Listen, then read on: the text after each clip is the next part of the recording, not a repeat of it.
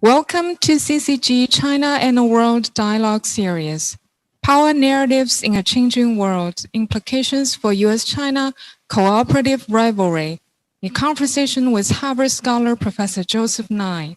This program is presented by the Center for China and Globalization.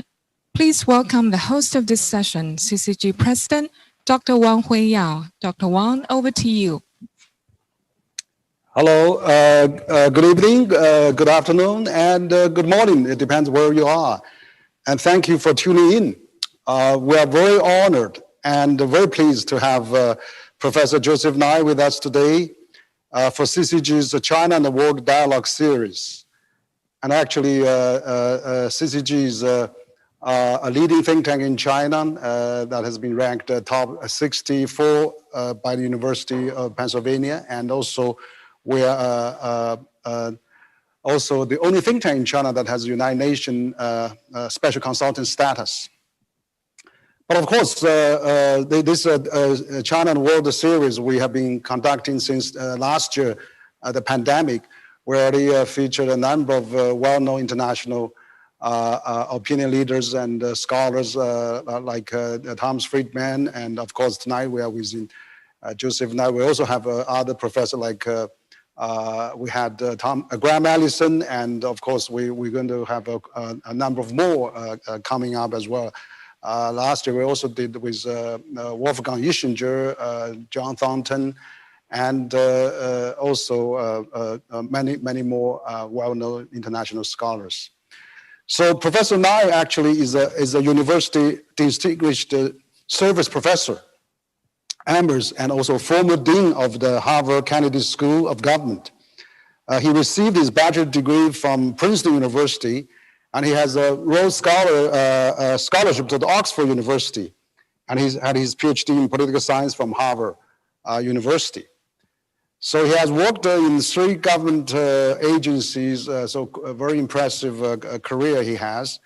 From 1977 to 79, Joe served as a deputy to the Undersecretary of State for Security Assistance, Science and Technology, and chaired the National Security Council Group on Non-Proliferation of Nuclear Weapons. So actually, in recognition of his service, he received the highest Department of State accommodation, the Distinguished Honor Award. And also in 1993 and 1994, he was a chair of the National Intelligence Council, which coordinates intelligence estimate for the president. He was awarded the Intelligence Community Distinguished Service Medal. And also the other part is in 1994 and 1995, he served as Assistant Secretary of Defense for International Security Affairs, where he has won the Distinguished Service Medal. So Joseph is very famous for his academic and also the scholar career. And I remember I was at Harvard Kennedy School, 11, 12 years ago. You were so kind to actually interview with us, and also we had a book that you have also wrote a preface for us. So I really appreciate that. And of course, Joe is a fellow of the American Academy of Arts and Science, of the American Academy of Diplomacy, and of the British Academy. And also in a recent survey of the international relations scholars, Professor Nye was ranked as the most influential scholar on American foreign policy. And also in 2011, Foreign Policy named him one of the top 100 global thinkers. So Professor Joe, today we are really pleased to have you, and perhaps you can say a few words to our online audience, in China and elsewhere. Well, it's a pleasure to be with you and to visit the Center for China and Globalization, even if it's only virtually. I look forward to the day when we can once again greet each other personally.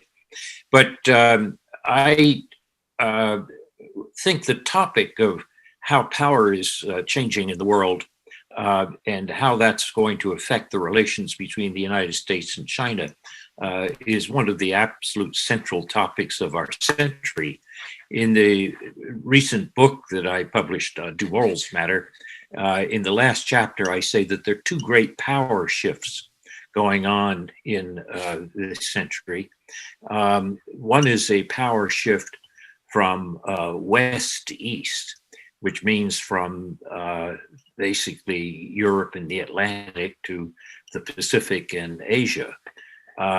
If you think about the world in, let's say, 1800, Asia was half of the world's population and half of the world's economy.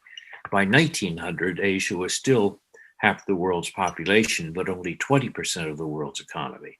And that was because of the Industrial Revolution in Europe and North America. And I think what we're seeing in this century is a return to normality, normal proportions. And it's a long process, but I think it's an extraordinarily important power shift. Many people see this as the rise of China, and certainly China has been central to it, but also it starts really with the rise of Japan after the Meiji Restoration, and it will continue also with the rise of India. So Asia is obviously China's a big part of Asia, but Asia is a broader concept. So how do we manage that power transition from west to east in a way which is beneficial for all countries and which doesn't break down into great power rivalries which are destructive? That is one of the great power shifts. The other great power shift is what I would call vertical rather than horizontal. And that's the power shift from governments to non-governmental and transnational actors. And this is driven by technology and by changes in not economic, but in ecological globalization. Things like pandemics and climate change, which don't respect boundaries and which no government can control working alone, but has to, in fact, control by working with other governments. And that's why in my book, I talk about the fact that the first type of power shift, the one that I would call horizontal, is one that can lead to what you call power over, competitive power, in which we think in traditional terms of power over other countries. But when you look at this other power shift, the vertical, from governments to transnational, that requires a different form of power, which I call power with rather than power over, because no country can solve those problems alone. So if you take climate change, for example, China cannot solve climate change by itself. The United States can't solve it by itself. Europe can't solve it. It's going to have to be cooperative. And yet it's tremendously important for each of us. If the Himalayan glaciers melt, that's going to destroy agriculture in China. If the sea levels rise, that's going to put much of Florida underwater. But neither of us can deal with that acting alone. We have to work with each other. And that's the importance of power with. So what I argue in the book is that these two power shifts lead to emphasis on two different types of power, power over others and power with others. And we're going to have to learn to live in a world where we manage both simultaneously. And that's not easy. People always like things to be simple. It's either one or the other.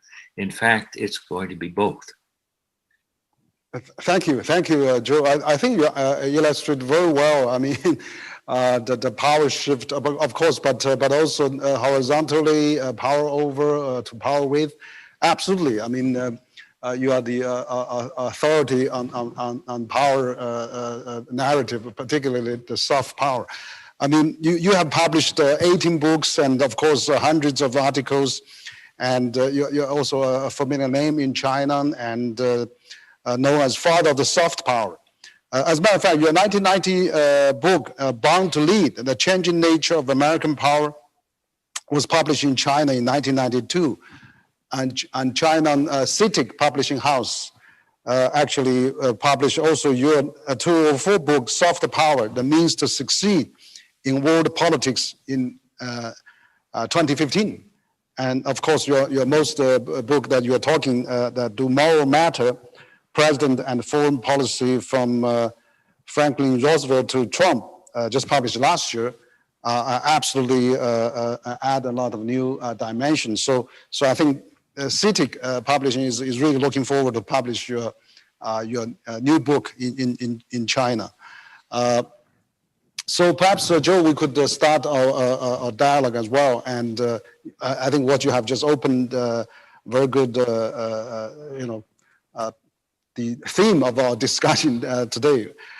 So you actually, you first coined the term soft power in your 1990 book, which is, 30 years ago, that Bound to Lead, but also challenge the conventional view that the decline of American power. But America actually is still a very powerful country. And so how do you see the American soft power of since then, and what we can learn, and also for example, American still has universities, has best universities, attract talents from all over the world, and also but given the Trump administration, what has been in the last several years, so what do you see the gains and losses of American soft power, which you have invented that term?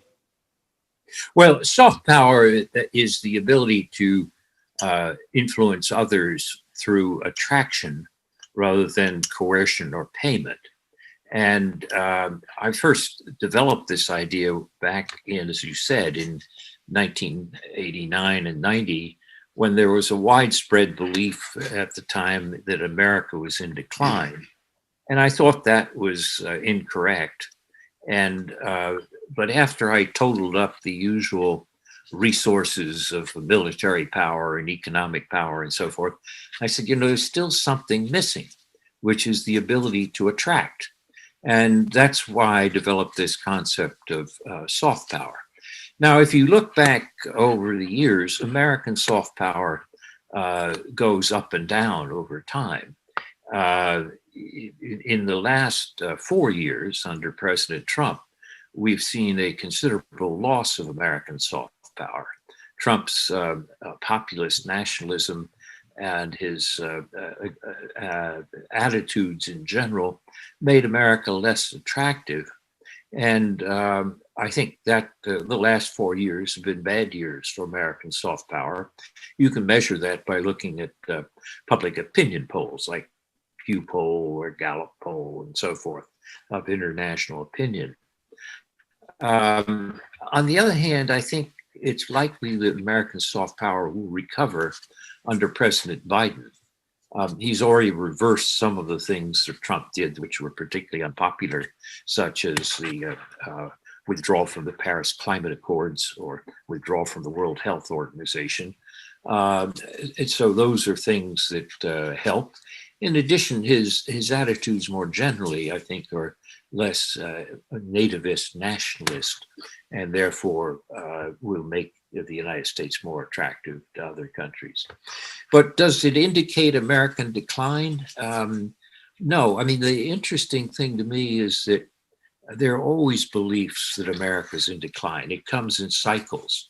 And what they miss is that the ability of the Americans to be resilient, to regenerate themselves. Take the 1960s. The United States was extremely unpopular around the world because of the Vietnam War.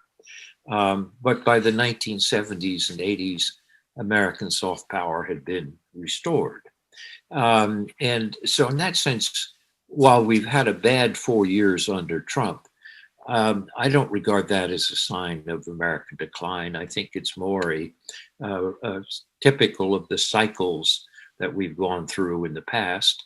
And I expect that we'll probably recover from this one as we have from others in the past.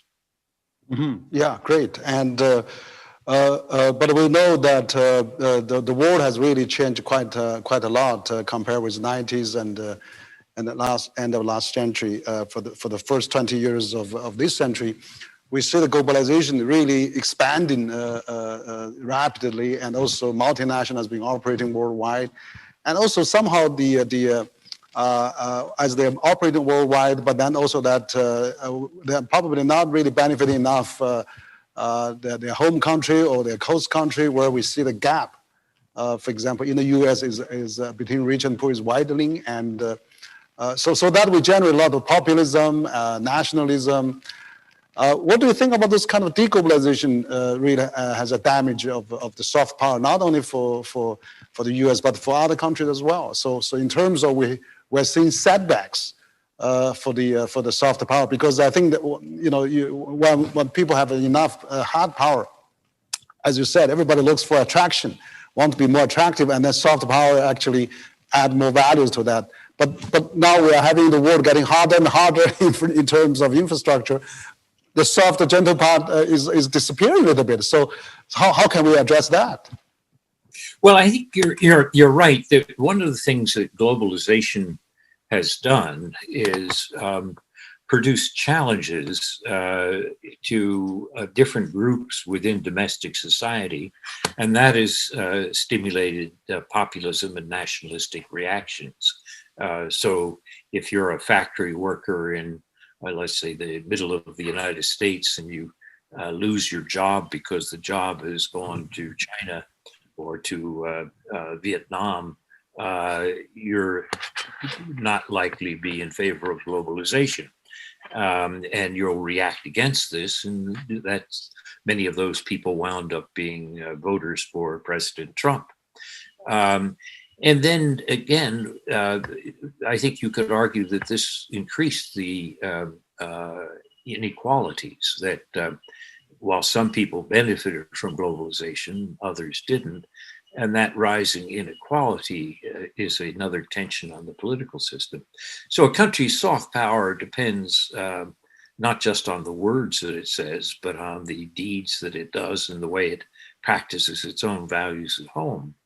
In that sense, I think that what we've seen is globalization has produced a degree of populist reaction, which has produced a polarization in politics, which has undercut the attractiveness or soft power of the United States. And I think that is a real factor. I think one of the things that President Biden is doing is focusing on his domestic agenda to try to cure many of those aspects. And I think that he is headed in the right direction for that. But I think it's definitely true that globalization produces a reaction, and the reaction can in fact undercut soft power. Doesn't mean the soft power is less important, but it does mean that it's harder to maintain under conditions like that. What you see when you have disruptive social change is a tendency to populism and nationalism. And you see this in many countries. And that nationalism is attractive to people inside the country, but almost by definition, since it sets a country apart in an antagonistic role, it's not attractive to others. So, I mean, this is a problem for the United States. It's a problem for China too. If you take the so-called wolf warrior diplomacy, that's very popular inside China as part of the response to Chinese nationalism. It's not very popular to other countries. Yeah, I think that your mention of the soft power is really, I think, something probably go down in history as something really to make the world more friendly, more charming, more attractive. People really paying attention, country paying attention to its soft power, and I think also you gave quite a good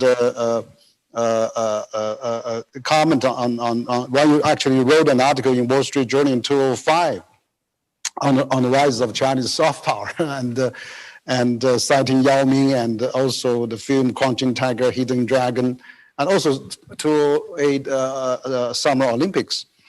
But also, I think one of the soft power probably is that China now trying to have a lot of students studying in the United States. We hope that more American students studying in China, but also outbound tours about 100 million before pandemic. But also, China has a 5,000 years history, and also the Confucianism, and also now some new soft ideas really getting into the population, like President Xi's Green Mountains, Gold Mountain. This environmental concept is really getting a hold in China, and also I can see for example, the collectivism, a bit of that 5,000 years history is helping China fighting pandemic as well. So what do you see the China soft power, and what can be done to improve, or maybe you could add, or because I think you'd be really a great observer of different countries' soft power, and not only United States.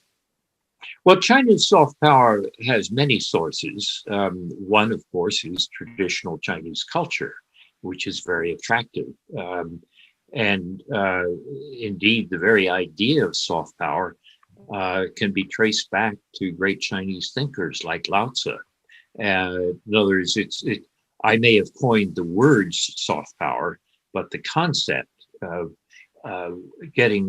influencing others by attraction is in ancient Chinese philosophy. So Chinese traditional culture is a source of soft power for China. Another major source of soft power for China is China's remarkable economic performance. I mean, China has raised hundreds of millions of people out of poverty in the last 40 years. And this is widely admired, and it provides attraction and influence for China. So I think if there are deep sources for China's soft power, I think there are also problems in China's soft power. One is when you have conflicts with your neighbors, for example, as China has with many countries related to the South China Sea, or where you have, our problems, let's say, about the borders with India, that makes it hard to generate soft power in those countries. I mean, you can set up a Confucius Institute in New Delhi to teach Chinese culture, but they're not going to attract Indians if Chinese soldiers are killing Indian soldiers on the Himalayan borders. So one problem for Chinese soft power is the existence of these conflicts, about territorial conflicts with a number of neighbors. Another limit on China's soft power is the insistence on tight party control of civil society. A great deal of a country's soft power is produced not by its government, but by its civil society. And that makes the country more attractive and more resilient. If the party insists on clamping down on everything in civil society, it makes it less flexible, less attractive. So if you have a creative genius who's produced by Chinese civil society, the best thing to do is to celebrate that. Not to try to control it. And we saw this just this week with this Chloe Zhao, the Chinese film director who won the Oscar for Best Director.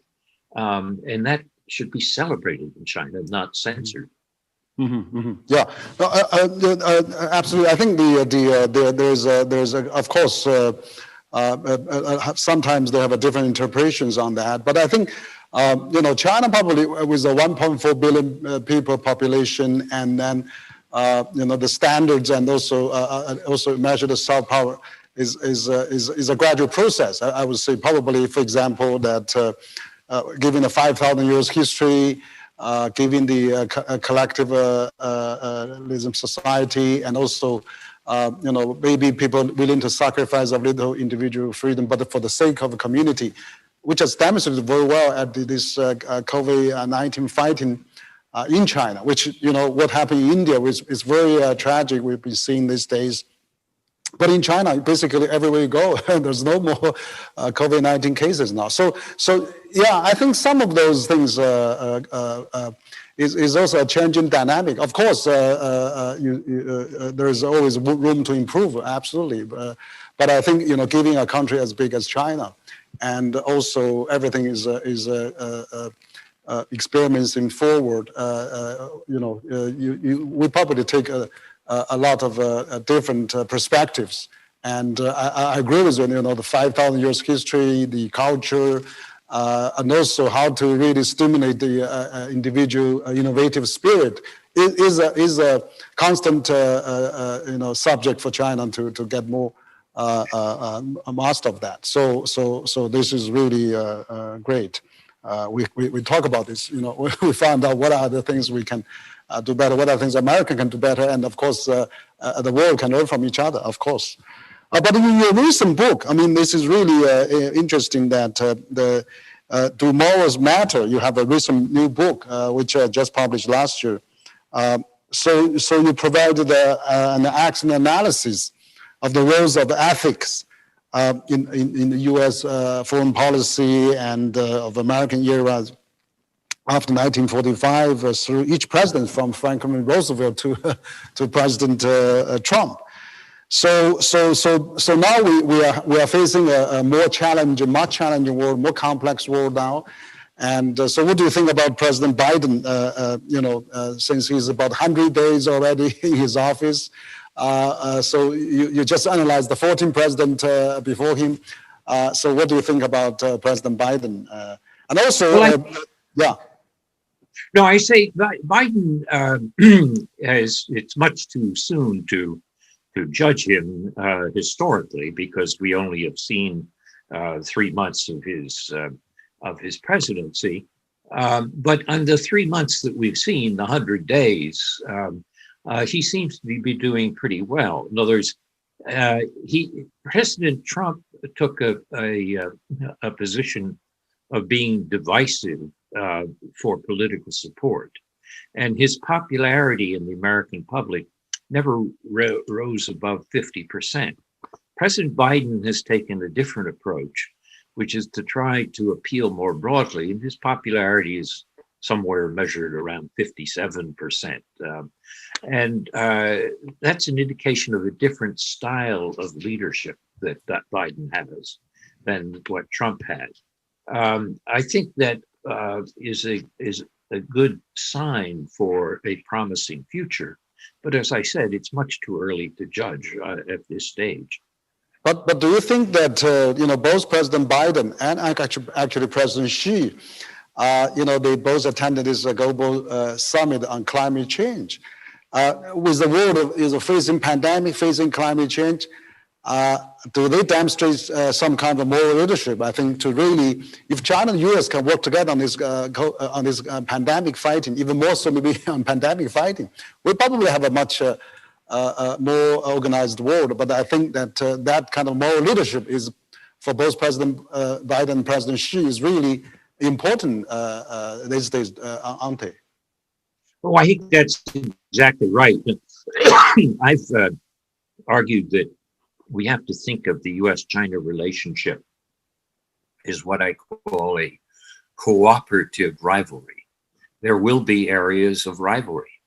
For example, different views on the navigation of the South China Sea. That will be an area of traditional type of rivalry. But when it comes to ecological interdependence, which is illustrated by climate or by pandemics, viruses don't respect nationality. They just want to reproduce themselves. So they cross borders without any respect to what governments say or politics. And the same thing is true with greenhouse gases. In that sense, we have to be able to realize that ecological interdependence, which is a new form of globalization, is one where it's going to require cooperation. So while there'll be a rivalry on certain areas, there has to be cooperation at the same time. I was very pleased to see that that you had at this virtual climate summit, which Biden had last week, to see the presence of President Xi, President Putin, and others, because it really is essential that we overcome the rivalries in the areas where we must cooperate, because there's no alternative to cooperation. Yeah, absolutely. So you actually said that in the past that the development of soft power need not be a zero-sum game. So if we can establish a cooperative rivalry and but where area we need to compete, but where area we need to collaborate and cooperative, become the norm of the time would be very good. But also we try to find attractive parts of each other, so we can national interests of China and also the United States are partly converge. I mean, in terms of fighting a pandemic, in terms of climate change, but also partly conflict, as you mentioned as well. So the soft power probably can reinforce each other. So if we can find those soft spots and really press on that, that'd be really great, and so that easy for China and U.S. to manage the conflicts. And so, do you think that the U.S. and both U.S. and China can gain the soft power from cooperating? Any more areas we can collaborate? For example, President Biden announced that the U.S. is going to propose a $2.3 trillion on infrastructure, and you probably know China in the past 4 decades has built a super infrastructure. They have 2/3 of the global high-speed train networks now, and out of the 10 largest container ports, 7 of them in China, and also longest bridges and things like that. And so can we really work on that? And an Asian Infrastructure Investment Bank is one of good example that China is working with European countries, except US and Japan now. Maybe we could work with US to upgrade that to a World Infrastructure Investment Bank so that we can help developed countries, and maybe both US and others, and China too, so that we can cooperate with more interest of each other. And I remember last time when we at the same panel with Bo webinar, you talk about have China use set up a COVID-19 fighting fund to work on that. So what do you think about those areas that can increase our soft power with each other, so we can collaborate even more so? I think that's correct. Soft power doesn't have to be zero sum. If, for example, China becomes more attractive in the United States and U.S. becomes more attractive in China, that can help both of us to overcome our differences and our conflicts. So some years ago, I remember co-authoring an article with a distinguished Chinese scholar, Wang of Beida. We pointed out in that article that soft power can be positive sum in which both sides can benefit simultaneously. Not always, but in some instances. And that's why it's important for the US and China to find areas where they can cooperate, because we'll both look more attractive in the eyes of other countries if we do so. Most countries don't want to have to choose in a harsh way between China and the US. And to that extent, when we're seen to be cooperating, particularly on the production of global public goods, you can imagine that increasing China's soft power and increasing American soft power at the same time. I did, as you mentioned, I did mention the idea that the US and China could work together on this whole idea of strengthening the health systems of poor countries, including their vaccine capabilities, which would be good for us as well as good for them, and which would also enhance the soft power of both our countries. Mm-hmm. Yes, absolutely. And that China and the U.S., there's many ways actually being the 2 largest economies in the world. I mean, also particularly the U.S. is been building this post-war global governance system. That China is actually benefiting from this system, also trying to add on, trying to work more actively on that. It's enormous areas to work together. So you actually, I noticed that you don't really like this the metaphor, Thucydides' trap, that maybe the rising power challenges ruling power, and then you said that either there's a challenging part of it, there's also fear part of it, but we make a self-fulfilling prophecy on that, but let's not overemphasize that. So that's really an interesting thing. Maybe you can elaborate a bit on that. That's really an interesting thing, because really we don't want to get stuck into kind of a deadly confrontation, because after all, we are so much interdependent now. Well, I think that's right. I think there's some validity in the fact that a rising power can create fear in an established power, and that can be a source of conflict, but it doesn't have to be. Even thinking back to the Peloponnesian War, which Thucydides described, he said the causes of the war were the rise in the power of Athens and the fear it created in Sparta. We can control the amount of fear. In other words, if we become too obsessive about our fear of each other, then we could fall into something like the Thucydides trap. My own view is that we don't have to succumb to that fear. Basically, as I see it, China does not pose an existential threat or threat to the existence of the United States. China is not trying to take over the United States, and the United States doesn't pose an existential threat to China. We're not trying to take over China. So in that sense, we will compete, but we should limit the fears. It's not as though it's life or death fears. In that sense,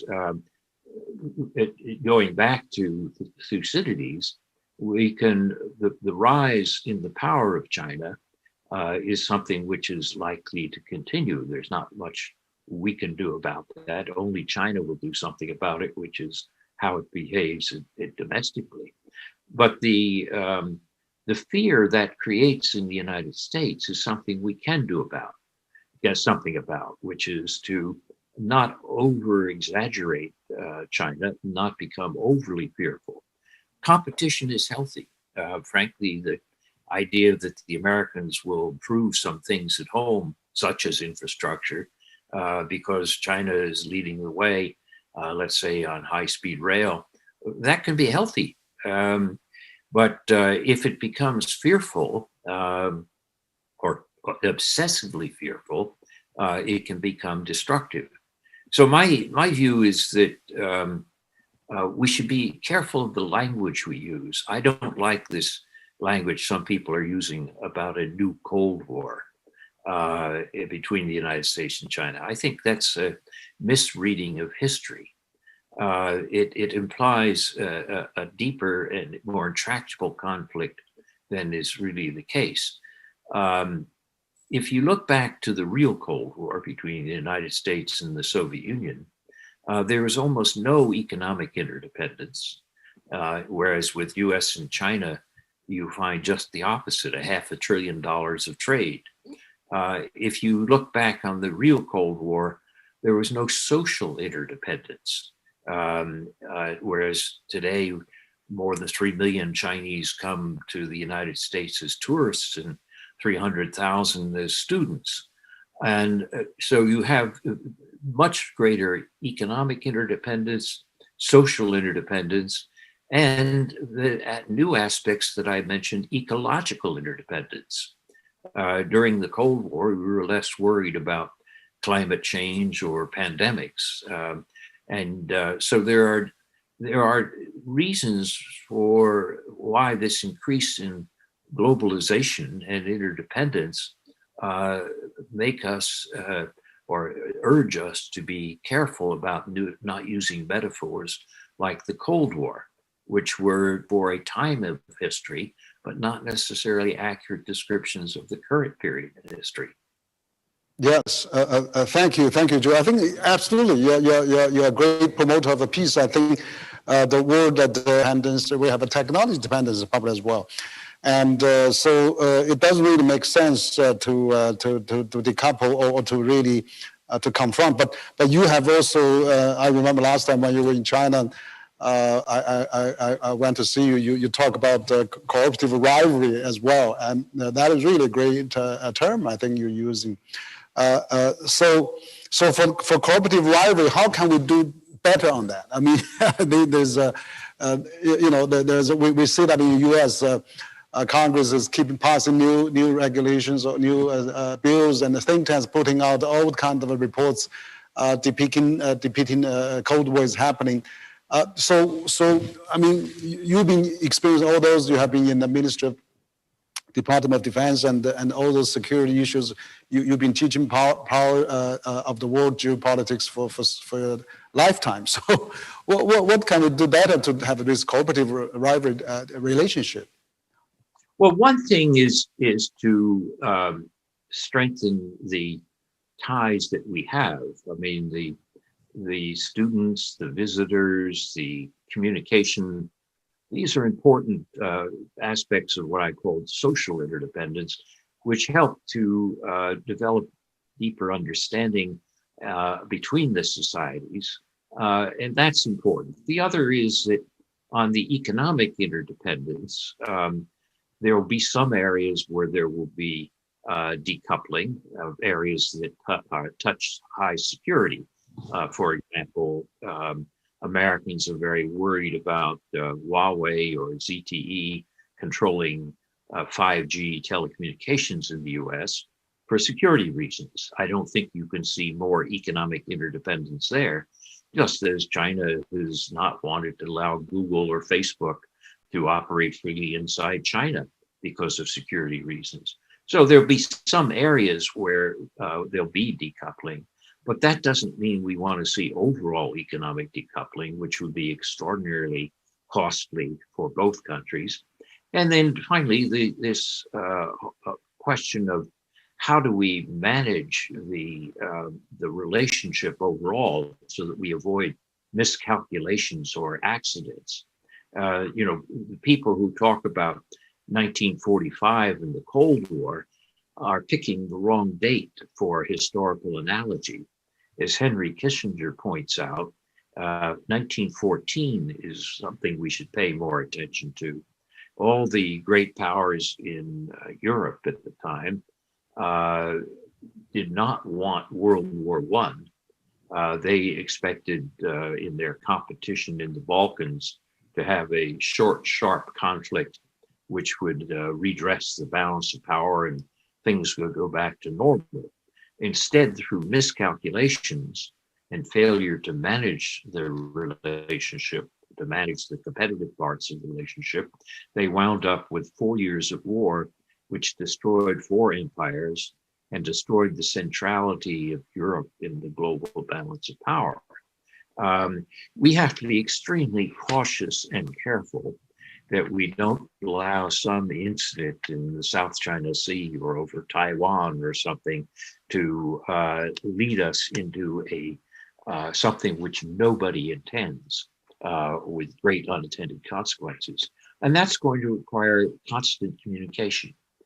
So we need to enhance our cooperation in areas of interdependence where it's possible to cooperate. But on the areas which are competitive, we have to be much more cautious and attentive to how we communicate with each other to make sure that we don't have miscalculations. Those are the 2 things I think we have to do to avoid this relationship becoming a zero-sum game.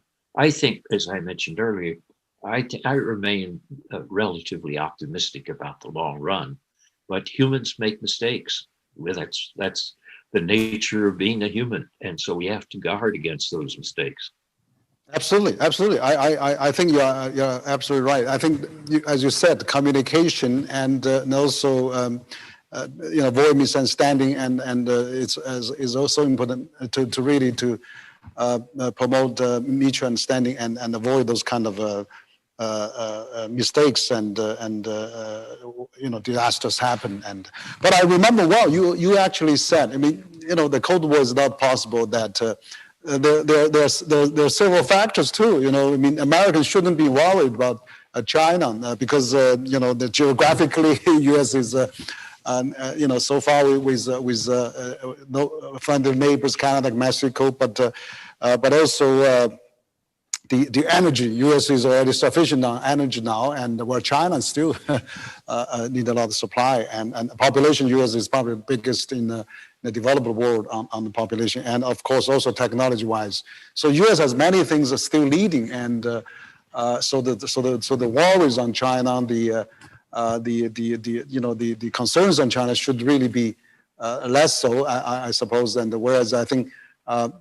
China has a lot more people interested in learning from U.S. We have 400,000 students want to study in the United States, and also, as you said, 3 million tourists going there too. So, but China is also now is one of the largest trading nations with almost 100 countries now, and so hopefully the benefit produced by both sides can really, cut down the mistrust. So how can we really build up some more trust? And then, I mean, it's very valuable to hear your sober mind that at this critical time, and also we are now 100 days after President Biden getting into the office, how we can really shape a different perspective for the future of Sino-U.S. relations. Well, one of the things that both of us have to worry about is the rise of nationalism in our two countries. I mentioned earlier that the effect of globalization on creating inequality and disrupting jobs and so forth led to more populist nativist nationalism in the United States, and that produced voters for President Trump. But let's be frank, there's also rising nationalism in China. If you look at the Chinese web, you'll notice enormous nationalism, and there's the feeling that in China that there's still this argument about overcoming the 19th century history, and as a form of recruiting support, when you do things like wolf warrior diplomacy, that's very popular inside China, but those things are not healthy in terms of creating trust in other countries. So it's interesting. Take, for example, the program China 2025 about technologies. That made sense inside China. It created fear in Washington. The fact that China was going to try to replace the United States in a whole series of important technologies created fear in Washington. Or when President Xi Jinping said that China would be #1 in artificial intelligence by 2030, that meant it was read in Washington as well. China intends to replace the United States by 2030. So it might have been a good goal in terms of recruiting national support inside China, but there's always, for every political leader, there's what's called the two audience problem. One audience is internal, the other audience is external. And sometimes the messages that play well internally play badly externally. So I think on both of our sides, given the rise in nationalism that's produced to some extent by globalization or the reaction to globalization, we have to be very careful about the two audience problem. Yeah, absolutely. Yeah, I think that's you're absolutely correct. I think that if it's a peaceful competition, maybe let's handle a bit more on the domestic side, as well as you said that China is trying to avoid those kind of populism, but the same is true for the United States, and we really need to maybe make the internal narrative and international narrative maybe combined a bit as well. And for example, you said American has this populism, also the gap, between rich and poor, also this racial differences that is widening as well. Whereas China, trying to, I think what China has been careful in the last several decades is trying to minimize the gap a bit. Even though the rural and urban still have a lot of differences, but at least China is trying to lift 800 million people out of extreme poverty so that they don't really generate so much populism and dissatisfaction with the globalization or opening up of China. So I think that lessons can be learned for both countries on that as well. And the problem is how we can really get multinationals and all those big players. As you said, we may need more non-government, non-profit philanthropy and all those things to work together for the globalization. So we have an inclusive and balanced globalization, particularly in developing countries now, with all the things happen on the COVID in the developing countries. So it's absolutely important that the U.S. and China work together. We just last weekend we celebrated the 15th anniversary of the ping-pong democracy. The slogan then was "Friendship first, competition second." That was a very, very interesting one. But also I really hope that veteran professor like you've been seeing all the ups and downs. So what's your take on the future of Sino-U.S. relations? I noticed you have given quite a few scenarios. I mean, for the future, for those 5 scenarios you mentioned. Yeah. Yeah. Well, one can imagine a variety of scenarios. Anytime you try to guess the future, you have to realize there is no one future. There are many possible futures, and they're affected by events that we don't know about, which are unexpected. And they're affected also by our own actions and how we choose what behaviors we're going to follow. So one can imagine futures of U.S.-China relations which are bad and ones that are good. And we have to then say, what are the things we can do that can steer ourselves more toward the good relations, which are beneficial to both. It's interesting, if you look back historically, since 1945, we've gone through a series of relationships. For the first 20 years or so, things were pretty tough. After all, the US and Chinese soldiers fought each other on the Korean Peninsula in 1950s. So we had 20 years, if you want, of tense relationship. Then, as you pointed out, we had ping pong diplomacy and the easing of relations. You had the Nixon visit to Beijing, and you had another 20 years then of improving relationships. Then you had a period where, with the Clinton administration, the desire, as with a rising China, to integrate China into the international order through the World Trade Organization and so forth. And then that lasts nearly 20 years, but you have, with the period of the arrival of Donald Trump, 2015, 16, and so forth, a feeling among many Americans that China was not playing fair, that it was subsidizing state-owned enterprises and stealing intellectual property and militarizing islands in the South China Sea that President Xi had promised President Obama he would not do. And there was a reaction against this. So we started another cycle. So we've gone through ups and downs roughly on 20 years. If you use that same 20-year cycle, we're in the middle. If it starts around 15, then 25 is 10 years. I hope that it doesn't have to last that long, but it's quite possible that we'll have intense competition for 20 years.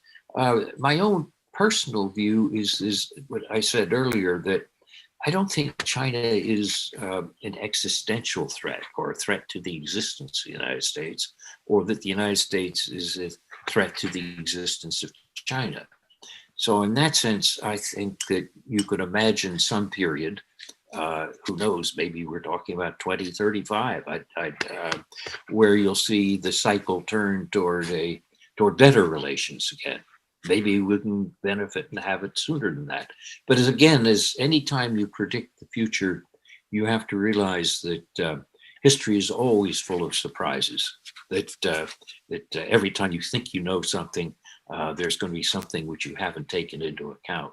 So that makes it all the more important that we try to use our own actions cautiously so that we don't get the wrong sorts of surprises.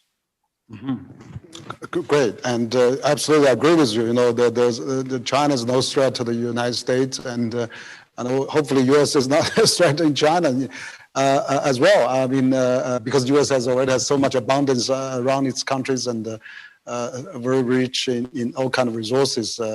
You know that geographically so far away from China as well. You know, we are a center of China and Globalization, a think tank based in Beijing. But I read one of your syndicate that you talk about, you know, 2030, 5 scenarios of international order of that. And, you know, number one is that maybe the liberal international order is coming to the end because of the, you know, populism and also other, you know, political forces. And also you mentioned about the second is scenarios maybe you know something to the 1930 scenario that with massive unemployment, economic depression, and also a politician take advantage of that, become a more populist protectionism. So that's, you know, scenario number 2. Number 3, you were talking about, and China may also be more active, dominating the global order on that, and then also, you know, when the GDP of China gets bigger to the United States, and maybe also multinational interest in China and things like that. And the fourth, of course, you talk about the green global agenda, where you know, climate and all those things changes, and the COVID Marshall Plan probably as well. And also the final one is there's more similarity. Maybe maybe we can coexist. You know, I mean, you are really a great predictor. I mean, we love to see your crystal ball for the future of the global. I mean, we talk about China, U.S. now. Let's talk about global. Yeah. Well, I do think that you're going to see an increased importance of the green agenda, simply because this is something which obeys the laws of physics and biology, not politics. And as more and more people in more and more countries become aware of the importance of climate change and of the dangers of things like pandemics, I think that's going to put pressure on political leaders to take these issues more seriously than they have in the past.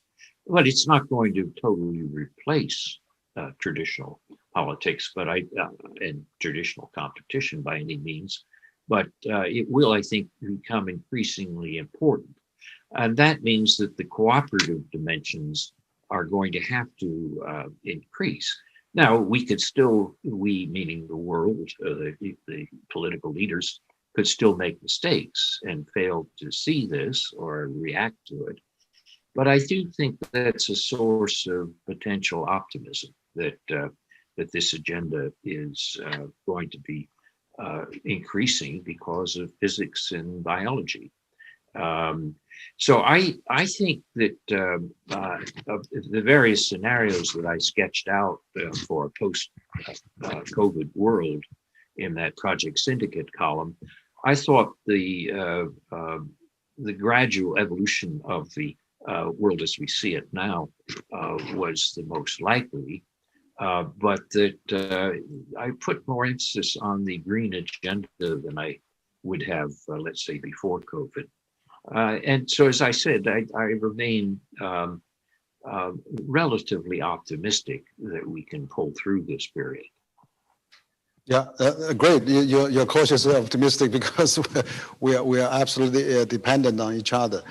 Maybe one of the questions I can talk with you is that now the Professor Burns may be rumored to be the ambassador to China.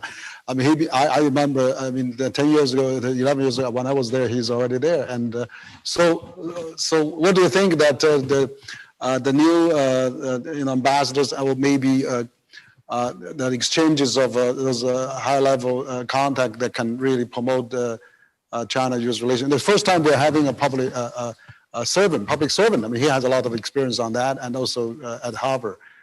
So also you've been working with him at Aspen as well. You're a great friend. What do you think about that? Well, I think Nick Burns is an extraordinarily skillful professional diplomat, and but it's also true that all we have now is a rumor. And in the American political process of appointing ambassadors, you have to get approval of the White House, and then you have to get approval of the Senate. And we're a long way from any certainty about whether he will be the ambassador. But I think the fact that the Biden administration is, by rumor at least, considering somebody as one of our most skillful professional diplomats to assign to Beijing is a good sign. It means that we're taking the relationship seriously. Nick would be tough if he's ambassador, as he should be, just like the Chinese ambassador in Washington has to be tough. That's his job. But he also has to be businesslike and professional and look for areas of cooperation simultaneously. I think those are characteristics of Nick Burns as a person. But as I said, this is all premature because really nothing has been announced formally. However, if it does come about, I would regard it as a good sign. Mm-hmm. Great. And so we have some questions from media we collected as well, because they know that you're talking with us. So we have, for example, we have a China Radio International, and they were asking if we are supposed to tell the young people of this year about 3 major events, except for the 2 wars that changed the world during the past 100 years. What would be your choice, the 3rd event, what that would say? So this is from one of the, the China media as well. And also I can continue. Yeah. Well, the events by their definition are almost always surprises. There was a British Prime Minister, Harold Macmillan, who was asked a question about what's going to happen in British foreign policy next year, given this trend or that trend. And he said, the trouble, my dear boy, is events.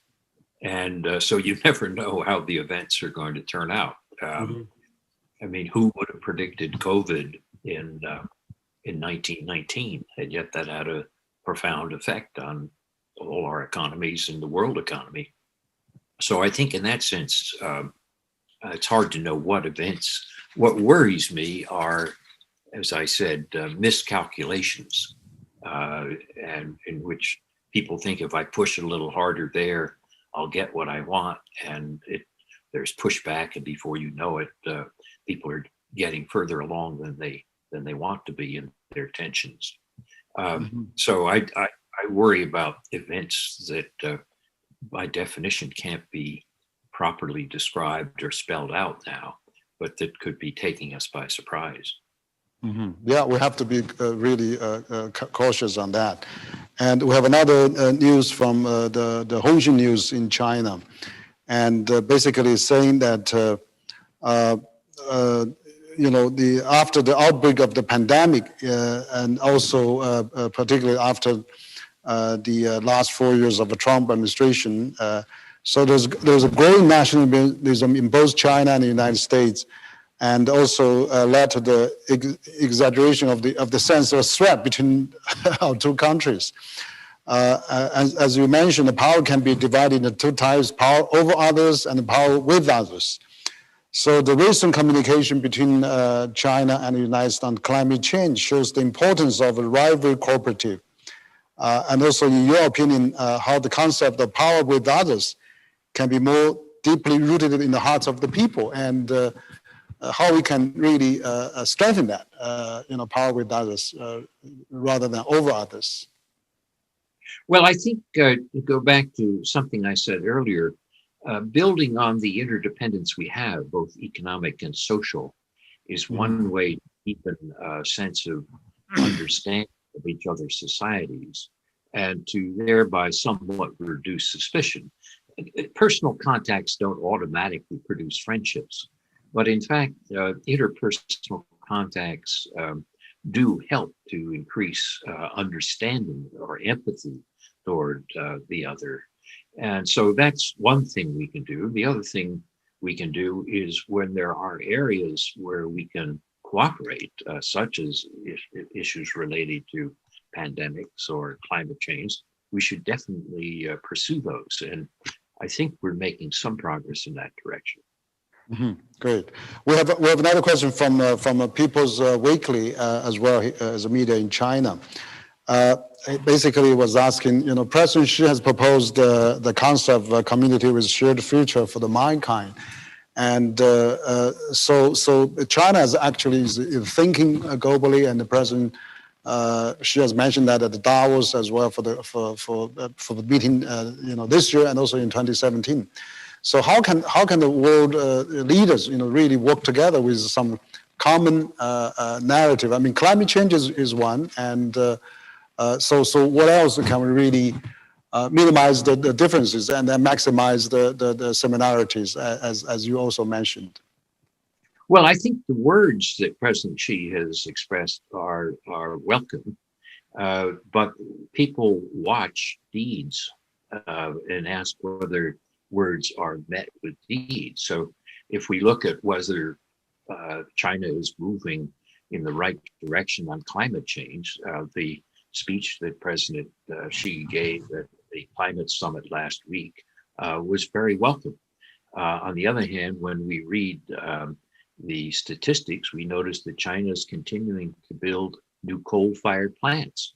And some of these coal-fired plants will last for 30 and 40 years, putting out greenhouse gases.